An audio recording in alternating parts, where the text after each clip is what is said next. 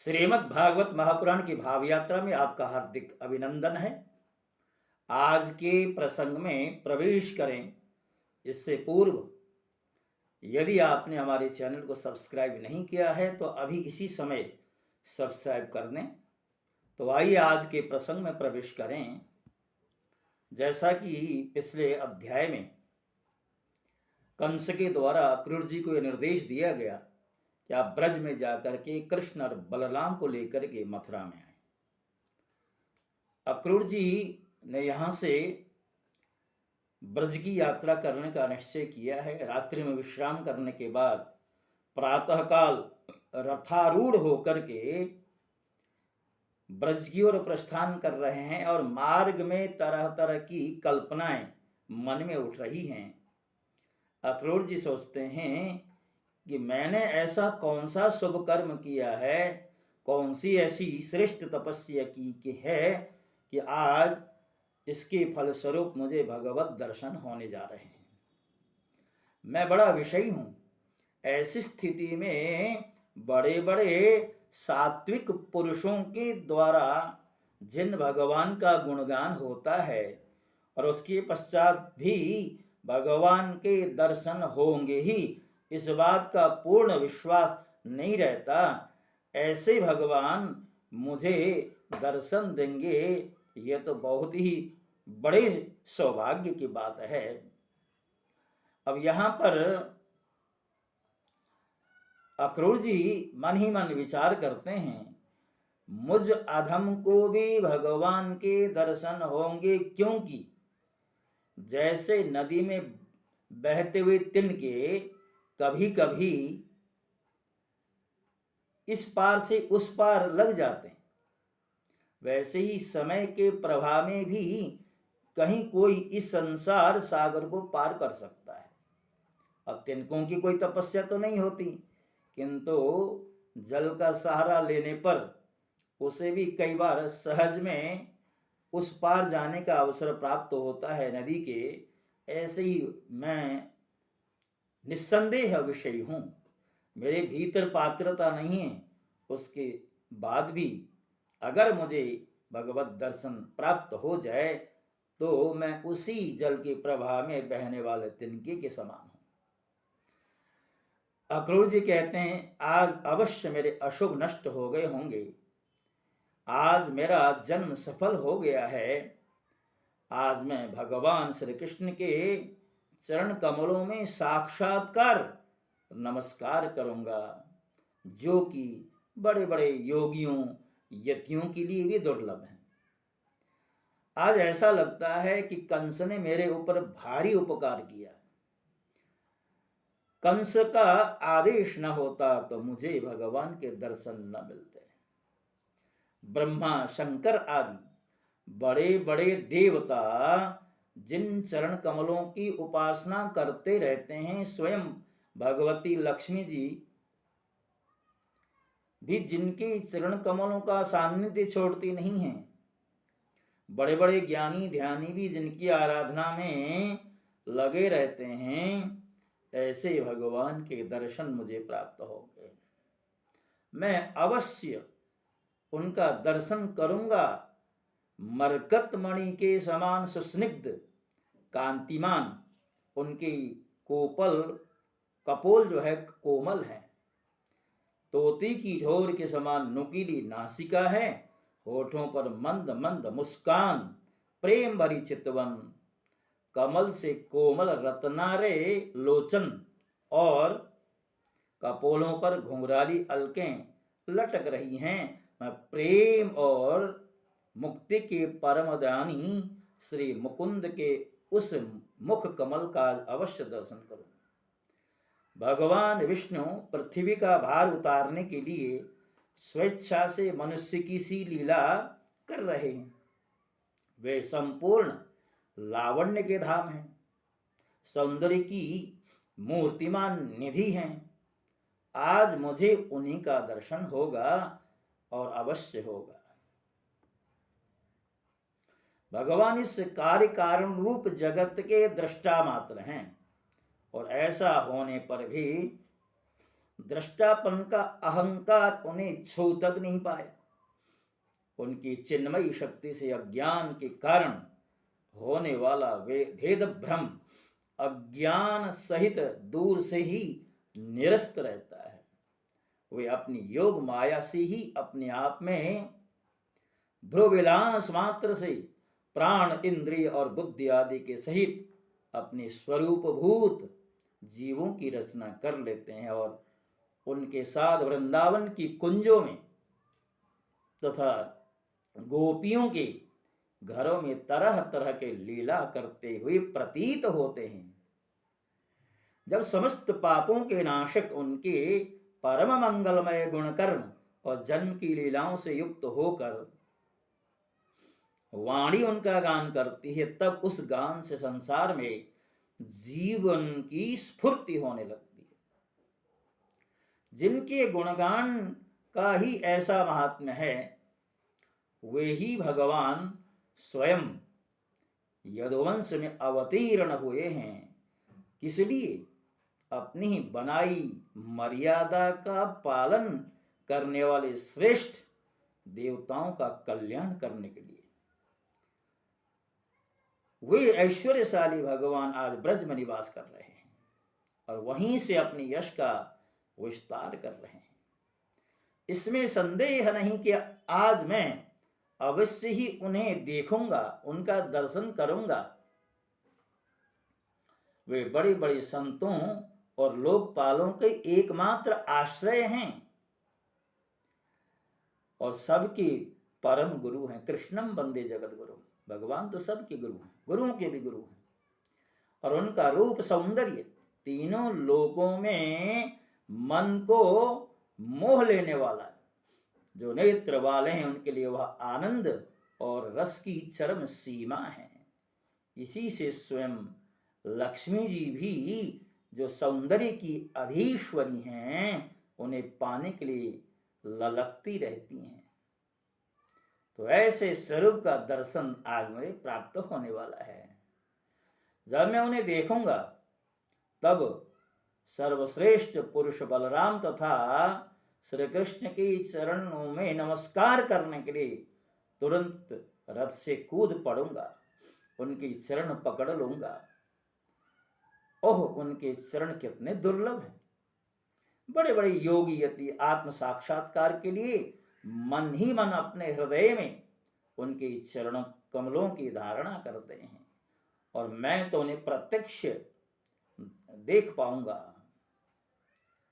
जैसे ही उनके चरणों के दर्शन होंगे, मैं तुरंत अपने आप को भगवान के चरणों में समर्पित कर दूंगा। मेरे अहोभाग्य, जब मैं उनके चरण कमलों में गिर जाऊंगा तब क्या वे अपना कर कमल मेरे सिर पर रख देंगे? इंद्र तथा दैत्यराज बलि ने भगवान के उन्हीं कर कमलों में पूजा की भेंट समर्पित करके तीनों लोकों का प्रभुत्व अर्थात इंद्र पद प्राप्त कर लिया था। भगवान के उन्हीं कर कमलों ने, जिनमें से दिव्य कमल की सी सुगंध आया करती है, अपने स्पर्श से रास लीला के समय ब्रज युवतियों की सारी थकान मिटा दी थी। मैं कंस का दूत हूं, उसी के भेजने से उनके पास जा रहा हूं। कहीं वे मुझे अपना शत्रु तो नहीं समझेंगे? राम राम राम, वे ऐसा कदापि नहीं समझेंगे। वह निर्विकार हैं, सब हैं, अच्युत हैं और मुझे पूर्ण विश्वास है मुझे अवश्य अपनाएंगे। मुझे ऐसी शंका करनी नहीं चाहिए। अवश्य मैं उनके चरणों में हाथ जोड़कर विनीत भाव से खड़ा हो जाऊंगा। वे मुस्कुराते हुए दयाभरी स्निग्ध दृष्टि से मेरी ओर देखेंगे। उस समय मेरे जन्म जन्म की समस्त अशुभ नष्ट हो जाएंगे। मैं उनके कुटुंब का हूं, परिवार का हूं, उनका अत्यंत हित चाहता हूं। उनके अतिरिक्त कोई मेरा आराध्य देव भी नहीं। ऐसी स्थिति में अपनी लंबी लंबी बाहों से पकड़कर मुझे अवश्य अपने हृदय में लगा लेंगे। जब वे मेरा आलिंगन कर चुके होंगे और मैं हाथ जोड़ सिर झुकाकर उनके समक्ष खड़ा हो जाऊंगा, तब वे मुझे चाचा अक्रूर इस प्रकार कहकर संबोधन करेंगे। क्यों न हो, इसी पवित्र और मधुर यश का विस्तार करने के लिए ही तो वे लीला कर रहे हैं। न तो उन्हें कोई प्रिय है, न कोई अप्रिय है, न उनका कोई आत्मीय सुहृद है, और न शत्रु उनकी उपेक्षा का पात्र भी कोई नहीं है। फिर भी जैसे कल्प वृक्ष अपने निकट आकर याचना करने वाले को उसकी इच्छानुसार एक तरह से वरदान देता है, मोहमांगी वस्तु देता है, उसे ही तरह जो भी भगवान के शरणागत होते हैं, भगवान भी भक्तों की इच्छा का आदर करते हैं। मैं उनके समक्ष विनीत भाव से सिर झुकाकर खड़ा हो जाऊंगा और बलराम जी मुस्कुराते हुए मुझे अपने हृदय से लगा लेंगे और फिर मेरे दोनों हाथ पकड़कर मुझे घर के अंदर लेकर के जाएंगे। वहां सब प्रकार से मेरा सत्कार होगा। इसके पश्चात मुझसे पूछेंगे कि कंस हमारे घर वालों के साथ कैसा व्यवहार करता है। सुखदेव जी कहते हैं, राजन, सफल कनंदन अक्रूर मार्ग में इसी चिंतन में डूबे रथ से नंदगांव पहुंचे और सूर्य अस्ताचल पर चले गए। जिनके चरण कमल की रज का सभी लोकपाल अपने किरीटों के द्वारा सेवन करते हैं, अक्रूर जी ने गोष्ठ में उनके चरण चिन्हों के दर्शन किए। कमल, यव, अंकुश आदि असाधारण चिन्हों के द्वारा उनकी पहचान हो रही थी और उनसे पृथ्वी की शोभा बढ़ रही थी। उन चरण कमलों के दर्शन करते ही अक्रूर जी के हृदय में इतना आह्लाद हुआ कि वे अपने को संभाल न सके, बेवहल हो गए। प्रेम के आवेग से उनका रोम रोम चल उठा, नेत्रों में आंसू भर आए और टप टप टपकने लगे। वे रथ से कूद कर उस धूलि में लौटने लगे और कहने लगे, अहो, यह हमारे प्रभु के चरणों की रज है।